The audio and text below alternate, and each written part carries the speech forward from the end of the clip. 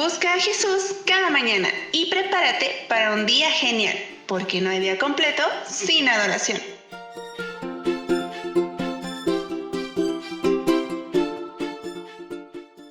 Hola, muy buenos días. Gracias porque nuevamente están con nosotros para estudiar la palabra de Dios. Les saludamos con mucho gusto. Una bonita bienvenida les damos. Estamos estudiando nuestra lección número 7, motivados por la esperanza. Y nuestro versículo, José Ramón, Isaías 25:9. En ese día se dirá: este es nuestro Dios, lo hemos esperado, y Él nos salvará. Este es el Señor a quien hemos esperado. Nos gozaremos y nos alegraremos en su salvación. Gracias, Rosalena. Para hoy, martes 14 de mayo, el título es William Miller y la Biblia.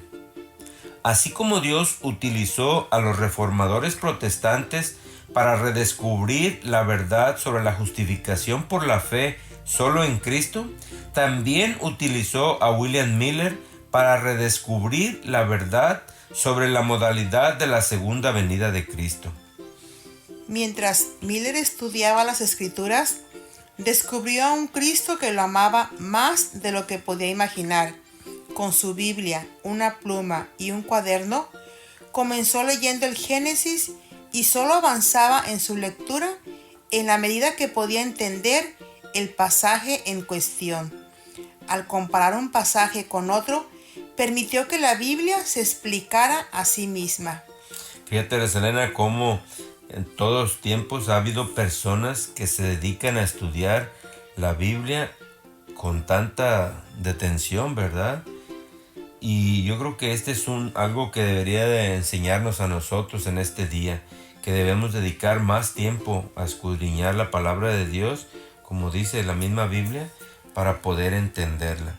Y eso es lo que vamos a hacer hoy por medio de estos textos que vamos a leer, para ver qué principios de interpretación podemos descubrir. Isaías 28, 9 y 10. ¿A quién se enseñará ciencia o a quién se hará entender doctrina? ¿A los destetados? ¿A los arrancados de los pechos? Porque mandamiento tras mandamiento, mandato sobre mandato, renglón tras renglón, línea sobre línea, un poquito allí y otro poquito allá. Proverbios 8, versículos 8 y 9. Dice Dios: justas son todas las razones de mi boca, no hay en ellas cosa perversa ni torcida. Todas ellas son rectas al que entiende, y razonables a los que han hallado sabiduría. Juan 16:13. Pero cuando venga el Espíritu de verdad, Él os guiará a toda verdad, porque no hablará por su propia cuenta, sino que hablará todo lo que oyere, y os hará saber las cosas que habrán de venir. Segunda de Pedro 1, del 19 al 21. Tenemos también la palabra profética más segura, a la cual hacéis bien en estar atentos como a una antorcha que alumbra en lugar oscuro, hasta que el día esclarezca y el lucero de la mañana salga en vuestros corazones.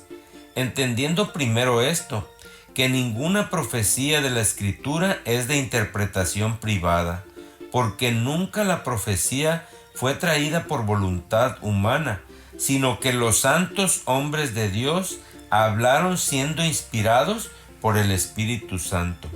Así que, como podemos ver, nos invitan estos pasajes a que también nosotros debemos de buscar en toda la Biblia, ¿verdad?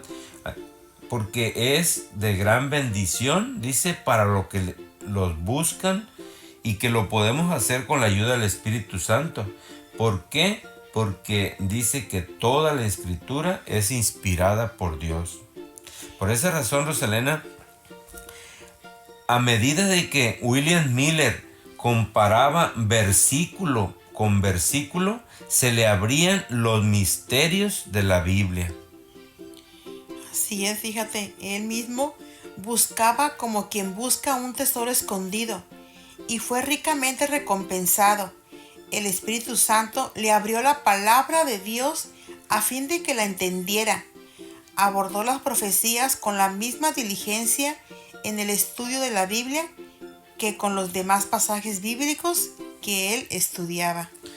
Sí, así lo debemos hacer nosotros, ¿verdad? Vamos a ver otros pasajes de la Biblia misma también, en el Antiguo y en el Nuevo Testamento, para ver qué nos enseñan estos pasajes acerca de la interpretación de las profecías bíblicas.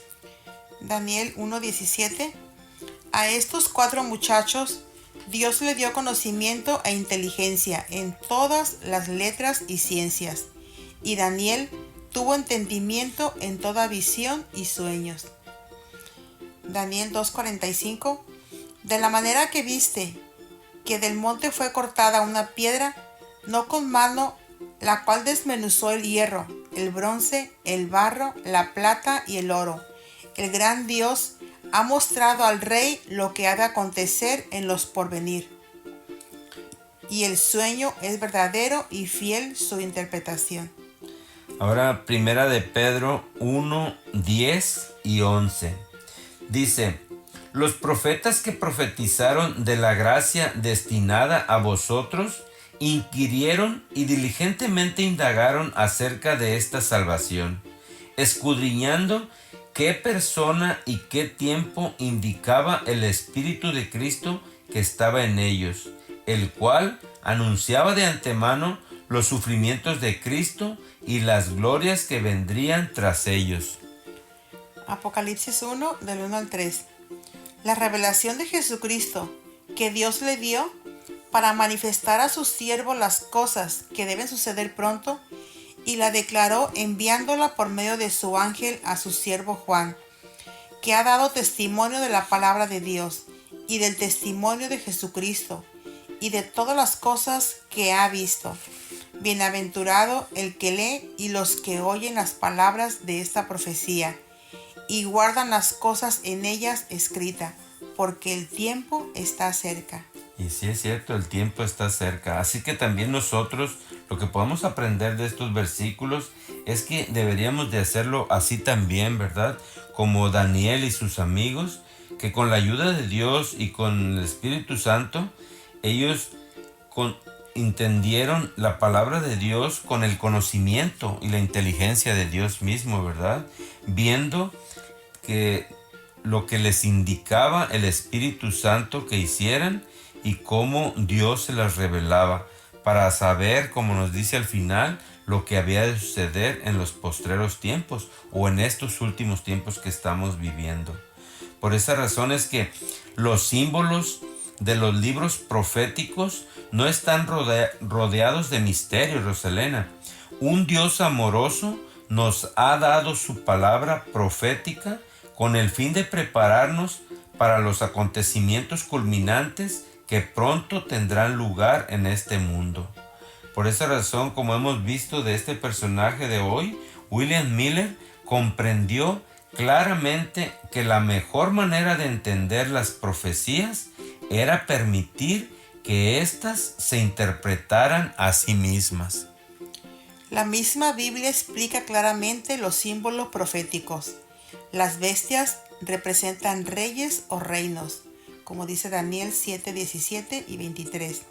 El viento representa destrucción, como dice Jeremías 49, 36. El agua representa pueblos o naciones, como dice Apocalipsis 17, 15. Y la mujer representa a la iglesia. Sí, fíjate, Rosalena, también esto nos dice en Jeremías y en Efesios, nos habla acerca de eso, ¿verdad? Por esa razón es que las profecías temporales de Daniel y Apocalipsis en ese entonces también se dan en lenguaje simbólico, con lo que un día profético representa un año literal, como ya lo hemos visto anteriormente en Números 14 y en Ezequiel 4.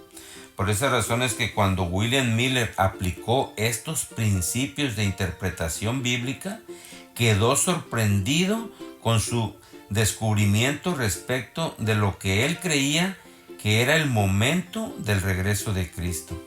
Y sí, él llegó a una conclusión sorprendente, ¿verdad?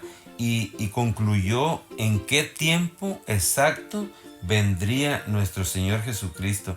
Lamentablemente, Roselena, bueno, más adelante lo vamos a ver, pero se equivocó de evento, ¿verdad? Al que llegó él en esa conclusión. Y nuestra pregunta de hoy, José Ramón, ¿por qué es tan importante para nuestra fe entender correctamente el simbolismo profético?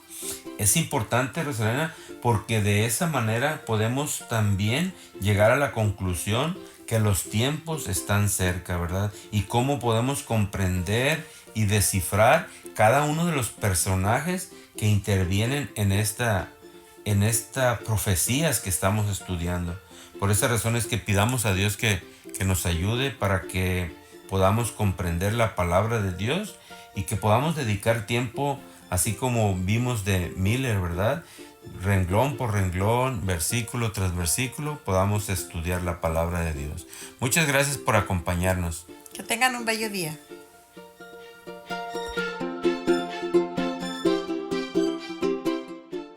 Haz de esta reflexión tu momento de alabanza, porque no hay día completo sin adoración.